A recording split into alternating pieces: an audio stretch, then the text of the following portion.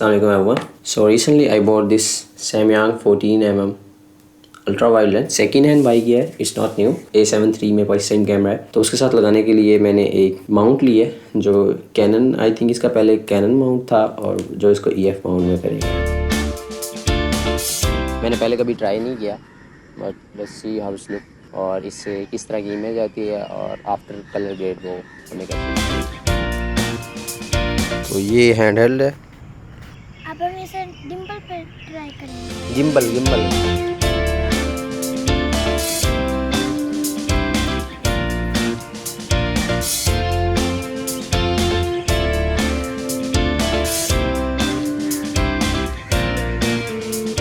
Vlogging के लिए ये आप इस तरह कर सकते हैं, ये जैसे मुझे नहीं पता कैसे रिज़ल्ट है इसका और कैसी स्टेबलाइजेशन है और किस तरह, बट इट्स क्वाइट हैवी क्योंकि I have 690 grams of gimbal. लेकिन आई थिंक ये स्टेबल करना मुश्किल है, थोड़ा हैवी है, आई थिंक मेरे गिम्बल पे ही है। तो दिस इज़ इट। हाँ बट आप लॉक कर सकते हो गिम्बल को। हाँ लॉक हो गया, अब ये फेस लॉक रहेगा यहीं। अब हाँ लॉक में सही है। तो इस पर बेसिकली दो रिंग्स हैं, one is aperture ring and second was is focus ring, क्योंकि vintage manual lens I think it's a cinema lens. So focus ring इसका कुछ ज़्यादा ही घुमाना पड़ता है, like if you want focus on infinity, और अगर आप कैमरा पे यूज़ करते हैं तो बहुत ज़्यादा टाइम लगेगा। लाइक वरना ये होता है कि इतने में जैसे 50mm या मैं दूसरे लेंस यूज़ किए हैं उनका mostly this from start minimum focus distance और यहाँ तक आई थिंक इन्फिनिटी तक फोकस हो जाता है। बट दिस वन अगर ये हम इन्फिनिटी पे हैं और अगर हम मिनिमम फोकस डिस्टेंस पे जाना चाहते हैं तो we have to create this for.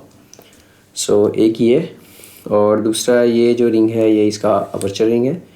So I want to tell you one thing about this कि this is not an F stop lens. दो तरह के अपर्चर्स होते हैं, एफ स्टॉप और टी स्टॉप। मोस्टली यूज़ कर रहे होते हैं जो आप भी जिनसे फेमिलियर होंगे वो एफ स्टॉप होंगे, और ये जो सिनेमा लेंसेज होते हैं ये टी स्टॉप होते हैं। तो फ़र्क इनका मैं आपको थोड़ा बता दूं। एफ स्टॉप में ये होता है कि वो आपको ओपनिंग ऑफ लेंस बता रहा होता है कि लेंस कितना ओपन है और लाइट को अलाउ कर रहा है कि वो सेंटर हो, जो रिंग्स होती हैं वो कितनी वाइड या क्लोज्ड है। जबकि जो टी स्टॉप होता है ये आपको बताता है how much amount of light is entering your lens.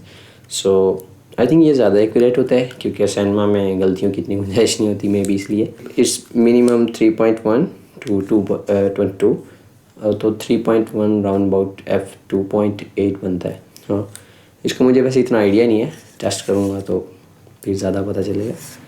So ultra wide lens basically useful होते हैं when you use astro photography और लैंडस्केप्स, या फिर आप कोई रियल स्टेट वीडियोस करते हो तो ये 4 walls of a room you can cover with this. So ये थी फुटेज जो मैंने आपको भी दिखाई है, जो मैंने 14mm से रिकॉर्ड किया। ये एक्चुअली लेंस यूज़ किया जाता है मोस्टली चेस सीन्स में, जब रनिंग या आप किसी के पीछे भाग रहे हो, मोस्टली फिल्म मेकिंग में। तो क्योंकि इसके स्ट्रेच्ड हैं, साइड्स स्ट्रेच्ड हैं थोड़ी सी, तो इससे यह है कि वो थोड़ा सा स्पीड का मीनिंग कहते हैं ना स्टोरी टेलिंग में, तो वो मीनिंग देता है, तो इसलिए इसे यूज़ किया जाता है मोस्टली वहाँ। और या फिर जैसे कि कोई इम्पैक्ट दिखाना हो किसी एक्शन का, फॉर एग्जांपल जब कोई कैरेक्टर हमारा मूवी में होता है तो ऐसे गन पॉइंट करता है ना, इस कॉर्नर में कैरेक्टर होता है, दूसरे कॉर्नर में उसने गन पॉइंट की होती है, तो ये गन जिस पॉइंट होती है उधर स्ट्रेच्ड होती है वो, तो वो अपने नॉर्मल साइज से ज़्यादा बड़ी लगती है, जो कि इम्पैक्टफुल होता है। व्यूअर की कह लो कि अटेंशन बिल्कुल गन के ऊपर होती है, या मोस्टली जैसे स्वॉर्ड्स निकालते हैं या पॉइंट करते हैं कभी भी किसी स्टिक को, ये कि स्टेबलाइजेशन की इतनी ज़्यादा ज़रूरत नहीं पड़ती और फोकस का इतना इशू नहीं होता क्योंकि बहुत ज़्यादा वाइड है। एक और चीज़ मैंने नोट की है, पता नहीं अब वो इशू है या कोई सही चीज़ है, इसमें हेलेशन इफ़ेक्ट है। आई थिंक ये विंटेज है, इस वजह से जैसे ब्लूम वाइट्स ब्लूम होते हैं ना।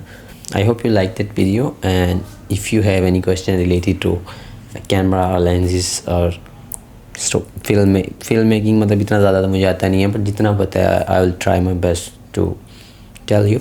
तो इंशाल्लाह मिलते हैं फिर नेक्स्ट वीडियो में। अल्लाह हाफ़िज़।